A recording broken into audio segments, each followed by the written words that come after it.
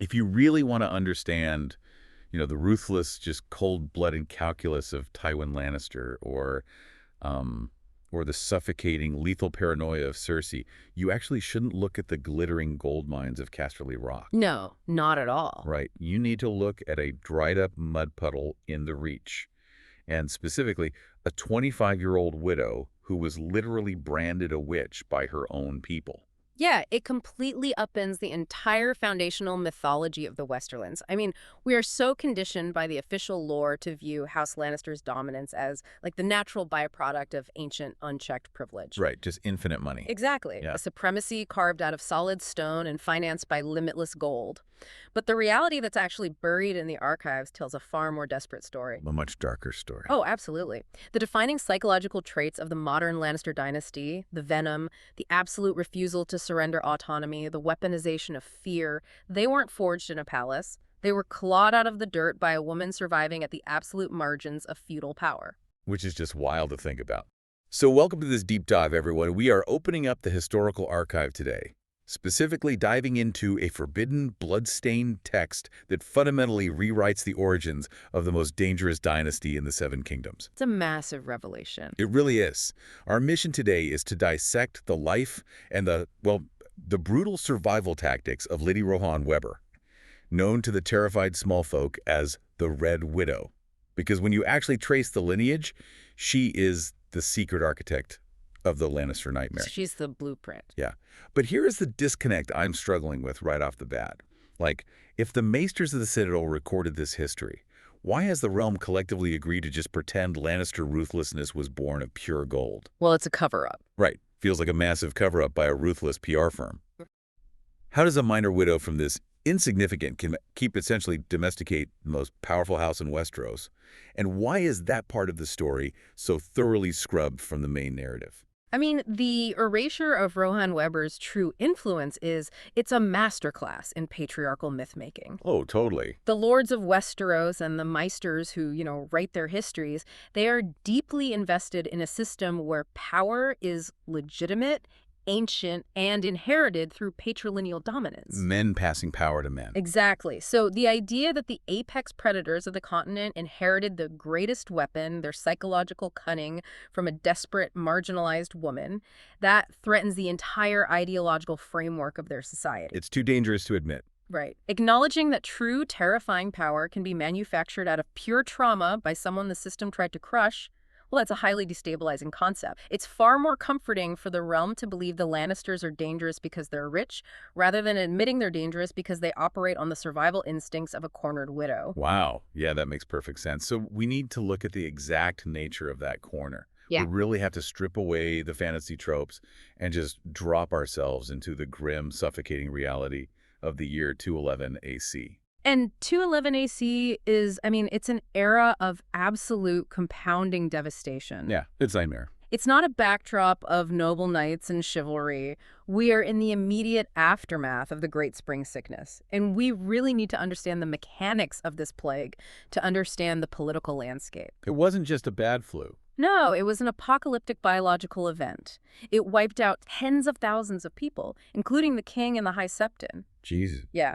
The Hand of the King, Brynden River's Bloodraven, he actually ordered the corpses in King's Landing to be burned in the ruins of the Dragon Pit with wildfire. Wait, wildfire? Really? Because they literally couldn't dig graves fast enough. Oh my God. Level of mass death just destroys the feudal contract.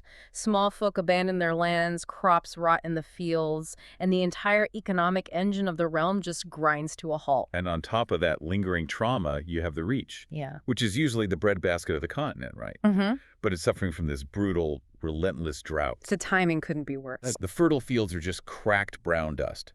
The air is stagnant. The heat is oppressive. And into this, ecological powder keg walk two figures, Sir Duncan the Tall and his squire, Egg. Duncan Egg. Duncan Egg, yeah. Now, any serious student of this history knows Egg is secretly Prince Aegon Targaryen in disguise. Mm-hmm. His head is shaved to hide the silver-gold hair of royal blood. And Dunk is this massive, incredibly capable warrior. But their inherent status means absolutely nothing here, doesn't it? It means less than nothing. Honestly, it's an active liability. Really? Think about it. You have a 7-foot-tall knight whose physical strength cannot fight starvation, and a royal prince who would become an immediate target for assassination or hostage-taking if his identity slipped. Oh, right. Anyone would grab him. Exactly. They are entirely stripped of the plot armor of their birthright. They're forced to live the agonizing, precarious reality of the small folk, swearing their swords to a guy named Sir Eustace Osgrey. And Sir Eustace is, well, he's the physical embodiment of a dying era. He really is. He's ancient, frail, and ruling over this crumbling tower house called Standfast. He just spends his days reminiscing about the ancient glory of House Osgrey, completely in denial about the fact that his present reality is literally turning to dust around him. Yeah, he's totally delusional. Completely. And he is entirely dependent on one specific resource to keep his remaining small folk alive. The Chequy water, a local stream. But someone has deliberately dammed the river upstream. And this is where we see the transition from ecological disaster to active ecological warfare. Yeah, it's intentional. Damming a river during a historic drought is not a mere border dispute. To understand the gravity of this, we really have to look at the agrarian economy of Westeros. Without that water, the melon crops wither, the sheep die of thirst, and the small folk are faced with a stark choice. Leave or die. Exactly. Stay and starve or become refugees and bandits. If the small folk leave, Sir Eustace has no labor, no food, and no ability to field even a meager militia. Damming the Chequy water is a slow, methodical execution of an entire micro-society. It's the feudal equivalent of a modern corporate takeover. But with vital resources. I mean, imagine a ruthless modern billionaire buying up the only pharmaceutical company that makes a life-saving drug and then just halting production entirely. Just to flex. Right. Not because of supply chain issues, but purely to establish a monopoly on survival. To watch the dependents squirm and to force an unconditional surrender. Sir Eustace is being choked out, and he simply lacks the martial or economic strength to break the dam. So he sends his giant hedge knight, Dunk, to confront the neighbor responsible. And that neighbor is Lady Rohanne Webber, the Lady of Coldmoat. The Red Widow. The Red Widow. And the psychological atmosphere the text builds around her before Dunk even arrives is just staggering. The local small folk speak of her not as a noble woman, but as an active, localized terror. Because of her history. Right. She's only 25 years old, yet she's already buried 4 husbands. 4 husbands by the age of 25. In a society dripping with superstition and strict gender roles, the statistical anomaly of a woman outliving 4 men isn't viewed as a tragic streak of bad luck. No, never. It is instantly weaponized into a narrative of dark magic. The Whisperers say she's a witch who sold her soul. They say she's a poisoner who extracts political capital and wealth from these men and then murders them the second they outlive their usefulness. Which perfectly illustrates the sociological function of the witch label in Westerosi history. Oh, say more about that. Well, whenever a woman manages to survive, let alone thrive, in a system explicitly engineered to subjugate her, the men around her experience a severe cognitive dissonance. They can't handle it. They really can't. Acknowledging that a 25-year-old woman is politically and intellectually outmaneuvering experienced lords requires those men to admit their own incompetence. The patriarchy cannot process female competence without feeling existentially threatened. Isn't it fascinating how, in this brutal history, anytime a woman survives in a system designed to kill her, society instantly brands her with the supernatural label of witch or poisoner just to make sense of her competence. Exactly. They invent a supernatural scapegoat. Labeling Rohanne a witch or a poisoner reframes her strategic brilliance as unnatural, illegal cheating. It invalidates her intellect. But what is so brilliant about Rohanne is that she doesn't try to correct the PR. She leans into it. She owns it. She totally does. As Dunk rides toward Coldmoat, the heat shimmering off the cracked earth, he looks up to see the banners of House Webber. It's not a proud lion or a noble stag. It is a black, spotted spider resting on a silver web. So creepy. She's actively cultivating the terror. Yeah. She knows the rumors of poison and witchcraft are far more effective at keeping her aggressive neighbors at bay than a standard garrison would be. Right. It is a deliberate psychological shield. But when Dunk finally breaches that shield and stands in her hall, the myth violently shatters against reality. The reveal is so good. He braces himself to negotiate with this wizened, terrifying hag, and instead he finds a petite, freckled young woman with a long, thick braid of fiery red hair. And she's smart. Highly intelligent, acutely aware of her perilous situation. And crucially, she is not relying solely on rumors for defense. She commands a very real, very seasoned garrison of knights, managed by a physically intimidating and utterly brutal castellan named Sir Lucas the Longinch. Wait, let's dig into the mechanics of that for a second. In Westeros, men-at-arms and seasoned knights are notoriously fickle, and they generally chafe under the command of a woman. How does a 25-year-old widow maintain the loyalty of a hardened military force, especially when the broader economy is collapsing due to the spring sickness and the drought? It comes down to raw, uncompromising pragmatism and the manipulation of legal authority. Rohanne controls the treasury of Coldmoat. Oh, money talks. Always. By damming the river and consolidating the water supply, she ensures her lands are the only ones remaining productive. She can feed her men. Furthermore, she delegates the daily brutal enforcement to the Longinch. He's the muscle. He acts as her attack dog, keeping the garrison in line through fear and physical dominance, while she controls the Longinch through the legal authority of her position. However, that legal authority is incredibly fragile. It's resting on a loophole, right? Yes, a precarious loophole created by her late father. Right, the ticking time bomb buried in the legal architecture of her inheritance. Lord Tywin Webber didn't just leave Coldmoat to his daughter. He attached a venomous condition to the will. A terrible condition. According to the text, Rohanne must take a fifth husband within a specific, rapidly approaching time frame. If the clock runs out and she remains unmarried, the legal mechanisms of the realm will strip her of Coldmoat, her lands, her wealth, and her titles. Handing it all over to a distant male cousin. Just giving it away. It is a perfect encapsulation of the Westerosi legal system's fundamental distrust of female autonomy. Under Andal law, a daughter can inherit before an uncle, but a lord can structure a will to enforce martial protection. He thought he was helping. Lord Tywin couldn't fathom a woman holding a strategic fortress like Coldmoat without a male warlord to lead its armies. By forcing her to remarry, he believed he was securing the house's strength. Instead, he painted a massive target on her back. She's surrounded by vultures. Exactly. Every ambitious, landless knight and vulture lord in the Reach knows her desperation. And the most dangerous vulture is inside her own walls. The Longinch isn't just an obedient castellan. He's an opportunist who essentially wants to force Rohanne into marrying him. He's isolating her. Yeah, he's using his control over the garrison to physically isolate her, hoping to corner her into a marriage that would transfer all her inherited wealth and power directly to him. Which brings us back to the damming of the Chequy water. When you view her actions through the lens of this internal siege, the dam is no longer an act of petty cruelty against Sir Eustace. It's a survival tactic. It is a vital, calculated broadcast of absolute strength to her own men. She tells Dunk outright, a woman must needs piss twice as hard if she hopes to rule. Such a great quote. She understands the brutal calculus of her gender. If she allows an impoverished relic like Sir Eustace to steal her water without facing catastrophic consequences, she displays weakness. And weakness is death. Instant death. The moment the Longinch or the surrounding lords smell weakness, they will strike, invalidate her rule, and seize her assets. The dam is her way of proving to the wolves that she still has teeth. So Dunk walks into this intricate, lethal political trap, and, well, he demands she tear down the dam. The negotiations inevitably fail because she literally cannot afford to yield, and the tension just snaps into open violence. It all comes down to blood. It results in a trial by combat. But this is an attorney joust with trumpets and silk pavilions. This is a brutal, agonizing fight to the death in the middle of the shallow riverbed between Dunk and the Longinch. We really must analyze the tactical reality of this combat because it strips away all the romanticized notions of Westerosi warfare. You have two massive men fighting in knee-deep mud and water. Ugh, the mud. Armor in this environment is a death trap.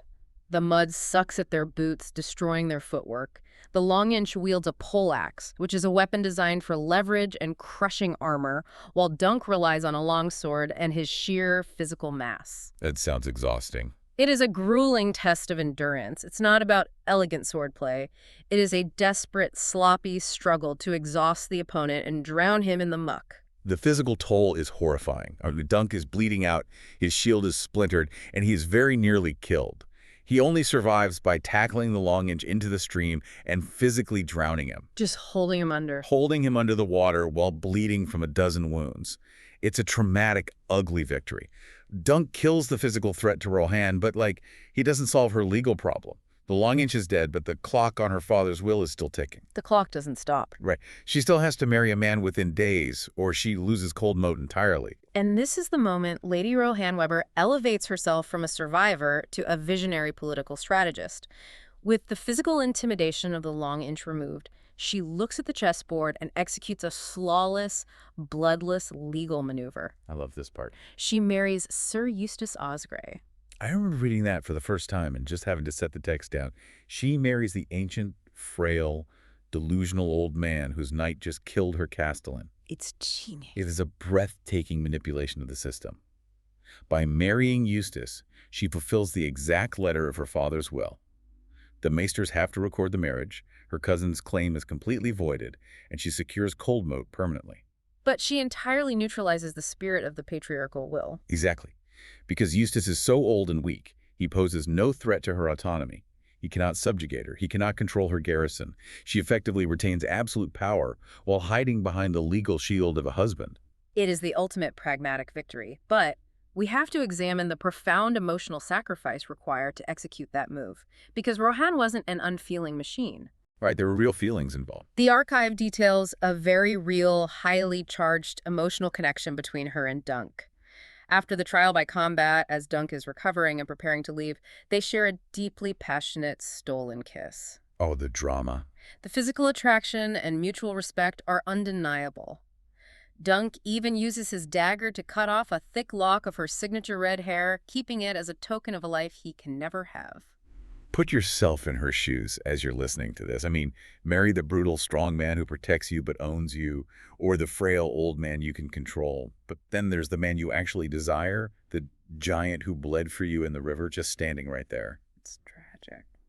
Does her choice to marry Eustace prove she was completely devoid of romance?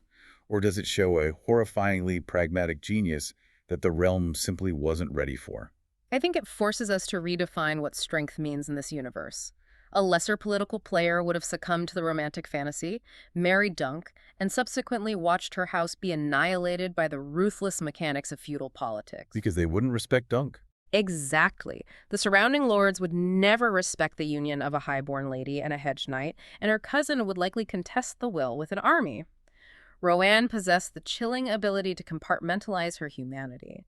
She recognized that in Westeros, love is a lethal vulnerability. Wow. This specific psychological armor, the willingness to sacrifice personal desire for political survival, the ability to manipulate the laws of men against them, is exactly what she will eventually pass down to the most famous women of her bloodline. And that leads us directly to the explosive pivot in this history, the spicy plot twist. Here it comes. Because, as anyone looking at the board could predict, Sir Eustace Osgrey does not live long. He passes away, and Lady Rohanne Webber is a widow for the 5th time. But she has secured her castle, and she has proven her unmatched ability to survive. The spider has fortified her web. The web is secure. Decades pass, and then she makes her final world-altering move. She secures her 6th husband, and she doesn't marry another minor lord. She marries Gerold Lannister. Gerold the Golden. Gerold the Golden, Lord of Casterly Rock and the Warden of the West. The magnitude of this union cannot be overstated. You have a woman whose entire existence has been defined by defensive, cutthroat survival tactics, entering the wealthiest, most powerful stronghold on the continent. A match made in the 7 Hells. Truly. And we must heavily analyze the geopolitical reality of Gerold Lannister's reign. Gerold was not a benign ruler who simply inherited wealth. He was a brilliant, utterly ruthless tactician who consolidated power through horrific means. The rumors surrounding Gerold make the whispers about the Red Widow look like child's play. Oh, completely. I wasn't the first in line for the Rock. His older brother, Tybalt, died under highly suspicious circumstances. But the truly chilling detail is what happened next. The seat passed to Tybalt's 3-year-old daughter, Sorel. A toddler. A literal toddler. And within a year, that toddler mysteriously stops breathing in her bed, and Gerold the Golden assumes absolute control of the Westerlands. The implication is clear. Gerold murdered his own niece to secure his throne. He operated without a shred of moral constraint. So when you pair Gerold's unyielding ambition and sheer lack of empathy with Rohanne's defensive brilliance, her calculated manipulation of the legal system, and her weaponization of fear, It's explosive. you are creating a recipe for dynastic terror. Together they have 4 sons. Their 3rd son is Tytos Lannister, and Tytos is the father of Tywin. This is like finding out that a legendary, terrifying great white shark was actually bred from a lethal, highly venomous deep-sea jellyfish. That is a perfect analogy. We always thought the Lannisters were apex predators because of their wealth, but what if they are apex predators because of Rohanne's trauma? Tywin Lannister didn't invent his political playbook. He inherited it the exact same way a modern CEO inherits a ruthless corporate takeover strategy from a cutthroat founder. Look at the Castamere Rebellion. When the Rains and Tarbex rise up against Tydos, Tywin's response, extinguishing their entire bloodlines and drowning them in their own minds, is the ultimate manifestation of damming the river. Tywin understood, just as his great-grandmother Rohanne did, that any display of weakness invites death. The psychological mapping is flawless. Think about Cersei Lannister. Her deep-seated paranoia, her famous reliance on poison, her absolute refusal to let the men around her dictate her fate, and her acute awareness of the disadvantages of her gender. The parallels are undeniable. That is not just Lannister pride, that is the ghost of the Red Widow navigating the court at King's Landing. And Tyrion, right, his sharp, calculating wit, his ability to outsmart physically superior men by using the rules of the system against them. It's Rohanne neutralizing the lineage. Exactly, it's Rohanne manipulating her father's will. The Lannisters didn't just inherit the limitless gold of Casterly Rock, they inherited the venom of the spider. The gold was merely the resource, the venom was the strategy. So, did Gerold Lannister domesticate the spider by bringing her to the rock, or did the spider quietly, methodically conquer Casterly Rock from the inside out? Given the historical output of her descendants, it is clear the spider's psychological framework became the dominant strain in the Lannister DNA. Gerold provided the vast arena and the unlimited resources, but Rohanne provided the architectural blueprint for how to dominate it without being consumed. But her story doesn't just end there, does it? No. The culmination of her time at the Rock presents us with the greatest, most chilling, unsolved mystery in Westerosi history. Let's talk about the year 230 AC. Lady Rohanne Webber is at the absolute zenith of her power. She is the Lady of Casterly Rock. She has just given birth to her fourth son with Gerold less than a year prior, and then she vanishes, just gone. She literally walks out of one of the most heavily fortified, densely populated, well-guarded castles in the known world and disappears completely. Not a body, not a ransom note, not a single trace is ever found.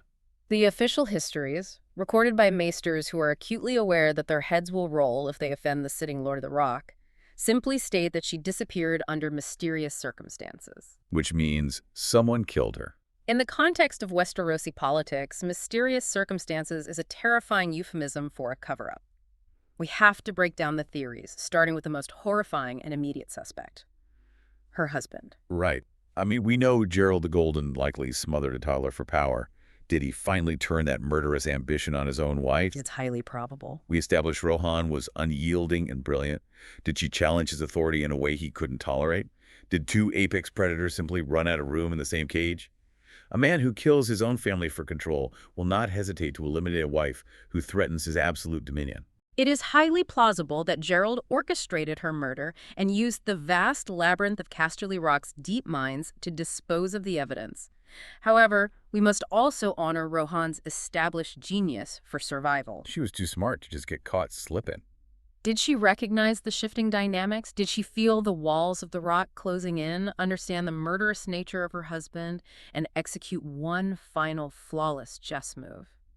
It is entirely possible she faked her own death, slipping past the Lannister guards using her vast wealth, and fled across the narrow sea to live out her days beyond the reach of the Iron Throne. I refuse to believe a woman who outsmarted 5 husbands, defeated a brutal Castellan, and navigated a rigged legal system just fell down a flight of stairs or got quietly murdered in her sleep.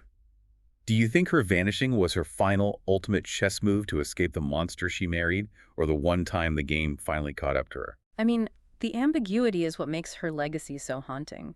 George R.R. Martin has buried the truth deep within the lore, but her absence functions as a massive, lingering presence. She is an unresolved ghost haunting the halls of Casterly Rock, the quiet matriarch of the doom that will eventually consume Westeros. But the archive offers one more wild theory, and it ties back to the beginning of our story. Oh, with Dunk and Egg. What if Dunk and Egg, whose destinies continually drag them into the most dangerous political crossfires of the realm, somehow crossed paths with the Red Widow one last fatal time in the years after she left the Rock? That would be incredible. Oh. But sadly, the text moves on. The trauma of this era wasn't isolated to the Reach, and the archive doesn't let us rest with Rohanne's disappearance. The narrative pivots, tracking Dunk and Egg as they leave the scorched dirt of Cold Moat and ride north, straight into the heart of the Riverlands. A completely different kind of danger. Yeah, and the same desperate survival instincts and simmering resentments that fueled the conflict in the Reach are fueling a massive treasonous undercurrent here. The setting they arrive at is fundamentally different from a dried-up moat, but infinitely more dangerous. They arrive at Castle White Walls to attend the grand wedding of Lord Butterwell. Sounds nice on paper. On the surface, it is a magnificent celebration of wealth and alliances. The prize for the wedding joust is a literal petrified dragon's egg, A dragon's egg. an artifact of unimaginable value and symbolic power unseen in the world for nearly a century. And this is where we have to establish the immense geopolitical stakes. Because Egg, who's a secret Targaryen prince, looks around the Great Hall of White Walls and realizes they have walked into a trap. A massive trap. Almost every single lord and knight in attendance is a pardoned traitor. These are the men who fought for the Black Dragon in the infamous Blackfyre Rebellion against the ruling Red Dragon Targaryen crown. To understand the suffocating tension in that hall, we really must dive deep into the ideology of the Blackfyre Rebellion. This wasn't a minor border dispute. It was an existential civil war that fractured the entire continent. The ultimate family feud.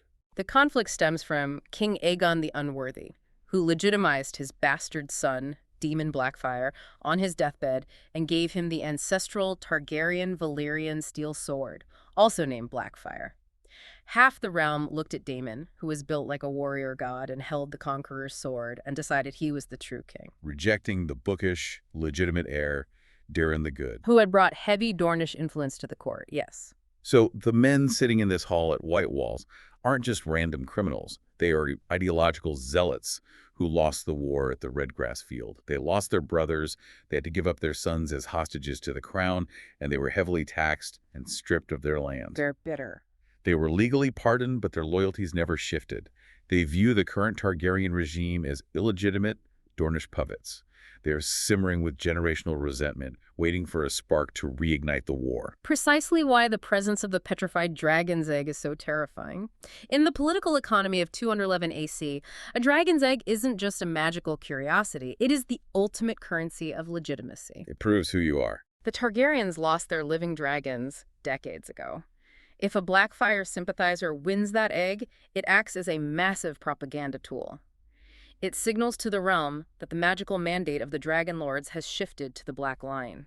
It is the exact catalyst needed to unite the fractured traitors and launch a second Blackfyre rebellion. And Dunk has essentially walked right into the center of this powder keg, carrying the ultimate Targaryen prize, a living Targaryen prince, disguised as a peasant boy. Ugh. It's a horrifying scenario. It's like an undercover cop accidentally walking into the back room of a massive mob boss reunion. Everyone is connected. Everyone shares the same dark secret, the wine is flowing, the music is playing, but you realize the violence is just one wrong word away. The focal point of this looming violence is a character introduced as John the Fiddler. He is a wealthy, charismatic knight moving through the tourney, and he is dangerously fixated on Sir Duncan the Tall. He knows something. He clearly possesses information he shouldn't have, and he is orchestrating events from the shadows. The stakes have escalated exponentially. We are no longer discussing the fate of a single castle in the Reach. We are discussing the very real possibility of a continental war erupting from a single wedding feast. Let's just step back and look at the sheer scale of the history we've uncovered today. We started in a dried-up riverbed, analyzing the desperate, brilliant survival tactics of a 25-year-old widow facing an impossible legal trap. Lady Rohanne Webber. We revealed how she manipulated patriarchal law, weaponized fear, and eventually carried those exact psychological strategies into the heart of Casterly Rock, becoming the hidden grandmother of the modern Lannister ruthlessness. She proves that the blueprints for dynastic terror aren't always drafted by kings. Sometimes they were drawn up by marginalized women fighting for their lives in the mud. It is a profound lesson in how history is recorded, altered, and erased.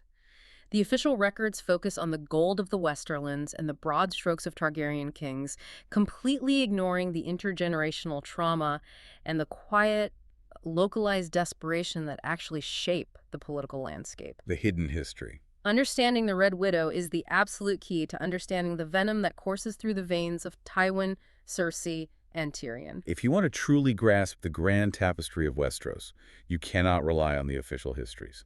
You have to look past the painted banners and stare into the shadows.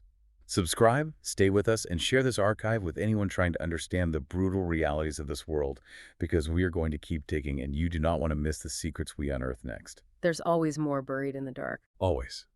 But before we close this manuscript, I want you to consider one final terrifying detail recorded at the very end of this text. We know Dunk is trapped at White Walls, surrounded by men dreaming of the Black Dragon and the resurrection of a bloody civil war. But the closing visual of this archive doesn't focus on the swords or the politics. It focuses on the petrified dragon's egg itself. Egg. The text describes the massive, scaly stone suddenly cracking down the middle with a blinding flash of black light. Think about the implications of that specific detail. If the guests at White Walls are tied to the Black Dragon Rebellion, what does it mean that the stone egg itself shatters with a literal blinding black light? Is the dark prophecy hatching in the Riverlands merely a political coup orchestrated by resentful lords? Or is it a literal supernatural corruption of the dragons themselves? A dark magic that the maesters have been entirely too terrified to record.